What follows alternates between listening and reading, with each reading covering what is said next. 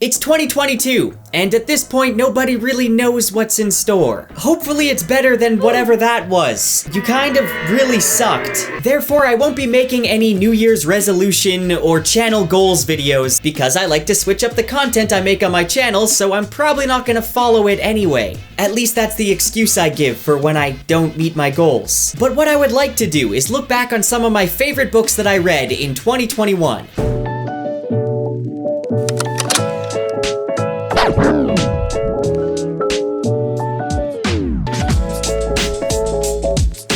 This last year was a busy mess, but after a lot of planning and structuring, I finally managed to start writing my book series, which I've made some good progress on. I will eventually make a video going over a little bit of spoiler-free details on the book that I'm writing, but that probably still won't be for a little while. But if you do follow me over on Patreon, I made a post going over some spoiler-free information about the book that I'm writing. In 2021, I also started a second channel. This is a vlog channel with my girlfriend that we've wanted to make for quite a while. If you don't know, this is a couples vlog channel called The Sunshine Seekers, and we already have a bunch of videos up over on there. So make sure to go subscribe to that channel if you want to watch some casual, wholesome vlog videos that still have good editing, because I can't help myself. Obviously, the content on that channel is gonna be a lot different than the stuff I make on this channel, but it would still mean a lot to me if you went and checked it out. We specialize in cute couple videos, so go subscribe. We just recently posted a winter vlog video of us sledding, and let me tell you, I went at least Mach 4 at one point.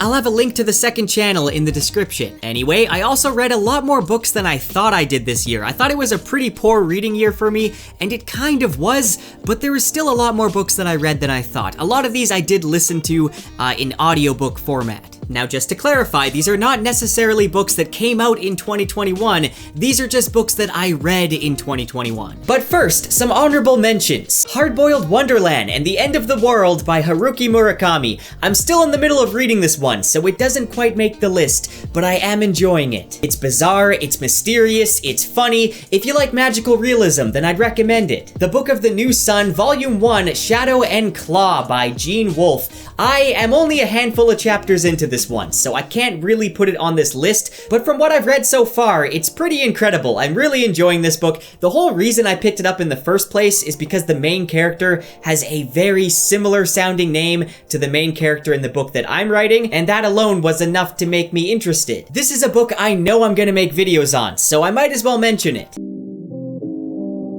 Starting with a non-fiction book, Atomic Habits by James Clear. I read this one back in the beginning of the year, I think January or February, and it's actually something I've reflected on a lot throughout the year. I even went back and reread a few passages just a few weeks ago, but there's a lot to learn from this book. It's all about building good habits and breaking bad ones. Bad habits repeat themselves again and again, not because you don't want to change, but because you have the wrong system for change. It goes over the 4 laws of behavior change, which you can basically rotate through for whatever you need to improve. And it focuses in on the power of atomic habits, these tiny little changes you can make that over time will have big results. Now, the reason I wanted to read this is because I am a perfectionist, which has been both a blessing and a curse. On one hand, I'm very passionate when it comes to, say, making videos or video editing. On the other hand, I struggle a lot with not wanting to fail or put something out that I'm not proud of. So I'll spend all this time editing my videos so that it doesn't feel like I'm making lazy content. But then I end up focusing on the very small stuff, which most people wouldn't even notice, when I could just be making more and more videos. I do think quality over quantity is important, but it's also just as important to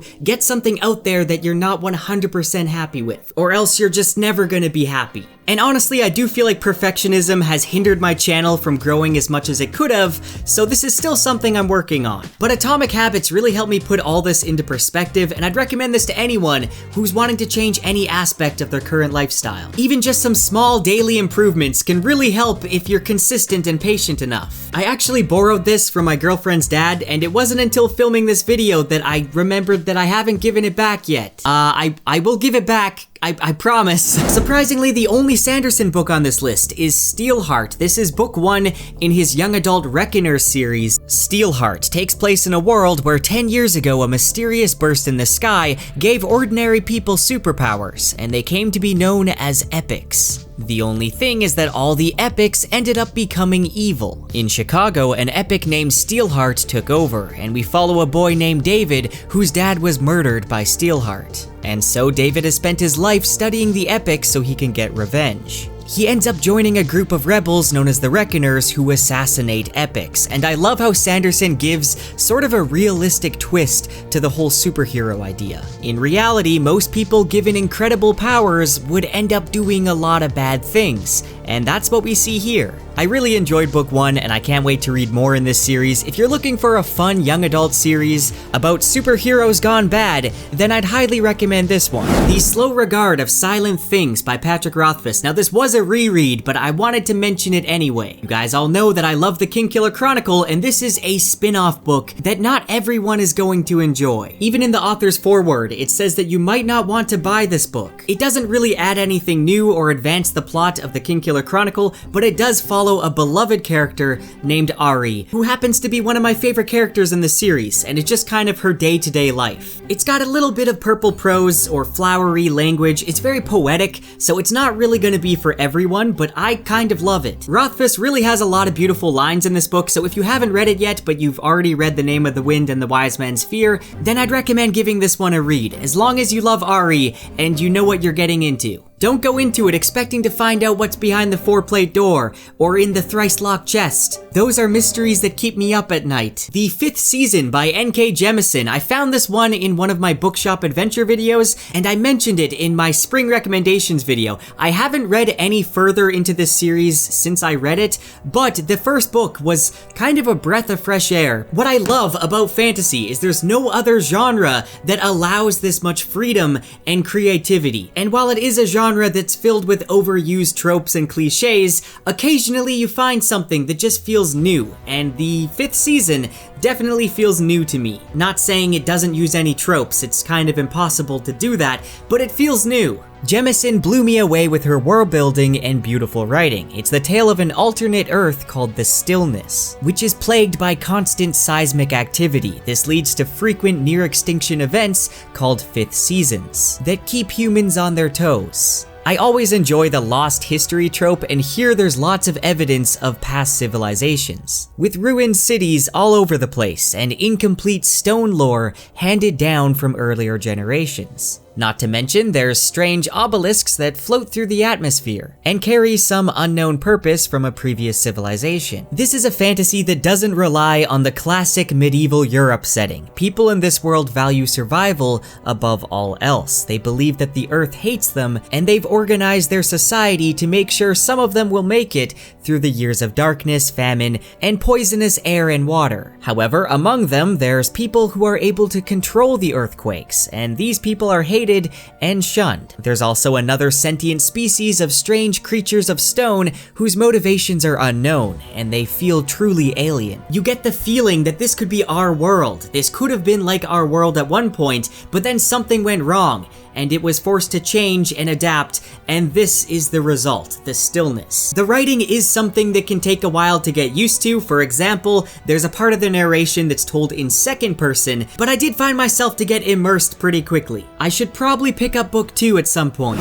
The next book is Titus Groan, the first book in the Gormenghast series by Mervyn Peake. This is a series that's been a big inspiration for my own writing, especially when it comes to the setting. Imagine a gigantic gothic-like castle that stretches for miles, an endless maze of galleries, dark corridors, endless stairs, and secret passages. This is what comes to mind when I think of Castle Gormenghast. There's the Hall of Bright Carvings, the Hall of Spiders, a cat room, the Tower of Flints, and somewhere way up above the clouds is the Field of Flagstones. The castle is almost a character in itself. It's a monster and inconceivably old, developed by 76 generations. Many of its rooms have even been long forgotten over time, but Gormenghast is not only defined as a huge rambling castle, but also by its odd inhabitants that inhabit the dusty rooms. They're kind of a mixed bunch of neurotics, psychopaths, and eccentrics, who follow their endless traditional rituals that have now lost all meaning. But things change with the birth of Titus Groan, the heir to Gormenghast, who ends up questioning all the pointless tradition. Written in 1946, this book is the ultimate gothic fantasy. It's beautiful in a Burton-esque type of way. It's often said to rival The Lord of the Rings as one of the best fantasies written, yet I really don't see many people ever talk about it. The prose is incredible. You can tell that Mervyn Peake's career as a painter translated well into his descriptions, though it is very densely written, making it a difficult series to get into. But like I said, it's been a big inspiration for my own writing, and this last year I've spent a lot of time studying its prose and just the atmosphere that it has in order to inspire my own writing. Elric of Melniboné, Book 1 in the Elric Saga by Michael Moorcock. This is a classic fantasy that has an anti-hero that basically built the foundations for the grimdark genre. It's not really anything extremely well written, but I just had a lot of fun reading this, and I think the character of Elric is so interesting. Kings of the Wyld by Nicholas Eames. This follows an ex-mercenary who's grown old and out of shape, who needs to get the band back together to go rescue his daughter, who may or may not be dead already. Somebody I know mentioned that there was a lot of pop culture references in this, and it kind of reminded them of Final Fantasy, so that's the reason I picked it up, and I wasn't disappointed. One thing I really like about Kings of the Wyld is that it has a lot of great humor, but it also balances that with some more emotional, serious moments, but it does it in such a great way that it doesn't feel jarring. Project Hail Mary by Andy Weir. In Project Hail Mary, we follow a man who wakes up from a coma with a bunch of tubes sticking out of him. He's surrounded by cameras watching his every move, and a computer asking him what 2 + 2 is. Not to mention 2 corpses that look like they were in the same situation as himself. He's got no memory of what happened, but over time, and through a bit of complicated science, he remembers that he's the sole survivor of a mission that's the last-ditch chance to save Earth from a star-eating microbe. This book is half science experiments and half comedy, just like The Martian, and it just works so well. It's full of sarcastic, self-depreciating humor as a coping mechanism, and I love it. I actually haven't read a lot of sci-fi, but this is one that I definitely recommend. Now, a manga that I read a lot of in 2021 was One Piece, and I know I mentioned that I was going to make One Piece videos quite a while ago. I ended up holding off on that because I just don't know how well manga videos perform on my channel with the size that my channel is right now. They don't seem to really do the best. And with the amount of time that it takes me to make these videos, I've just been kind of hesitant about making more manga content. It is something I want to do, and I guarantee I'm probably going to make some One Piece reviews this year, but that's why you haven't seen any yet. If you would like some manga content, let me know in the comments. Getting back into One Piece has honestly been such a joy for me. In middle school, me and my friends used to read One Piece together, and it was something that I really enjoyed, but ended up kind of forgetting about it as I grew up. But now I'm remembering just how epic this story actually is. It may look like a childish, upbeat adventure at first, but there's a lot of pretty dark themes and just incredible emotional moments in One Piece. Now, the one author that I read the most of this year was Joe Abercrombie. I ended up reading Before They Are Hanged and The Last Argument of Kings, and then I went on and started his second series all the way up to The Wisdom of Crowds, and this was one of my favorite reads of the entire year. I still got some standalone First Law books to read. I'm still not sure if I like the original series or the Age of Madness better. I just love them all. I think Joe Abercrombie is such an amazing writer. He manages to constantly subvert fantasy tropes. His characters have a lot of depth to them. The humor is really smart and witty. The action scenes are incredible. And in this book, Abercrombie just continues to do what he does best. If you like characters that are trying to change, if you like characters that go through a corruption arc, if you like witty humor and really badass fight scenes, then I'd recommend Joe Abercrombie. So those were my favorite books that I read in 2021, but let me know in the comments what your favorites were. Also, if you got recommendations for what I should read this year, then let me know. And that's it. That's all I wanted to say. Don't forget to like and subscribe and support the channel on Patreon if you want to, okay? I love you, bye.